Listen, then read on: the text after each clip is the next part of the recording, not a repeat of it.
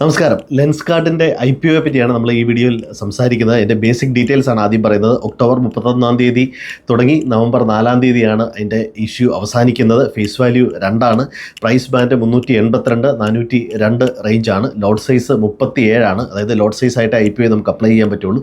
NSEയിലും BSEയിലുമാണ് പ്രധാനമായിട്ടും ലിസ്റ്റ് ചെയ്യുന്നത്. ഏതാണ്ട് 7200 കോടി രൂപയുടെ IPO ആണ് ഇതുകൊണ്ട് കളക്ട് ചെയ്യാൻ ഉദ്ദേശിക്കുന്നത്. എല്ലാവർക്കും അറിയാവുന്നതാണ്, ലെൻസ്കാർട്ട് എല്ലാ നഗരങ്ങളിലും അവരുടെ സ്റ്റോറുകളുണ്ട്. 3-4 സ്റ്റോറുകൾ വെച്ചുണ്ട്. മൊത്തത്തിൽ അവർക്ക് 2800ഓളം സ്റ്റോറുകളാണ് ഇന്ത്യക്ക് പുറത്തുള്ളത്. ഏതാണ്ട് 2137 സ്റ്റോറുകളാണ് ഇന്ത്യയിലുള്ളത്.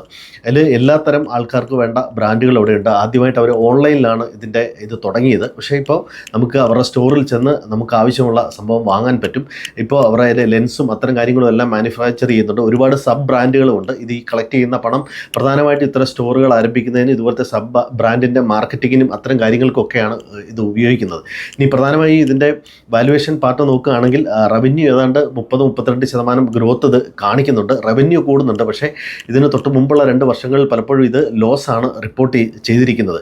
ഫാസ്റ്റ് ഗ്രോവിങ് ആണെന്നൊക്കെ പറഞ്ഞാൽ പോലും ഇതിൻ്റെ PE റേഷ്യോ ഒക്കെ നോക്കുകയാണെങ്കിൽ ഏതാണ്ട് 230-32 PE വരുന്നത്. ഇതൊരു ഹൈ PE ആണ്. അതായത് ഇനി അങ്ങോട്ട് 40-45-50% റവന്യൂയിലൊക്കെ വളർച്ച കാണിച്ച് പ്രോഫിറ്റും ഒക്കെ മേക്ക് ചെയ്താൽ മാത്രമേ ഈ PE ആയിട്ട് ഇത് ജസ്റ്റിഫൈ ആവുള്ളൂ.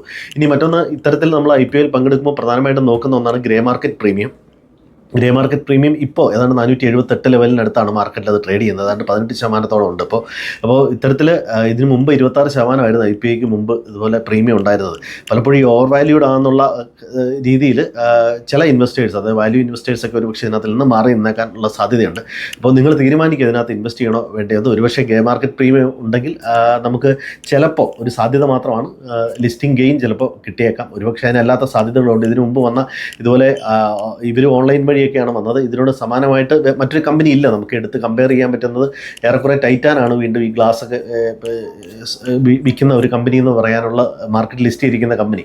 അപ്പോൾ അതിൻ്റെ PE ഏതാണ്ട് 80-85 ലെവലിൽ വരും. അതിനെ അപേക്ഷിച്ച് ഒരുപാട് ഓവർ വാല്യൂഡ് ആണ്. അപ്പോൾ നിങ്ങൾ തീരുമാനിക്കുക. ഇങ്ങനെ IPO ഉണ്ട് എന്നുള്ളൊരു കാര്യം പറഞ്ഞതാണ്. എല്ലാവർക്കും ഈ 17,200 കോടി രൂപ ഉള്ള ഈ IPO വളരെ ഫെമിലിയർ ആയ ഒരു കമ്പനി ആയതുകൊണ്ട് IPOയെ പറ്റി പറഞ്ഞതാണ്. അപ്പോൾ നിങ്ങൾ തീരുമാനിക്കുക.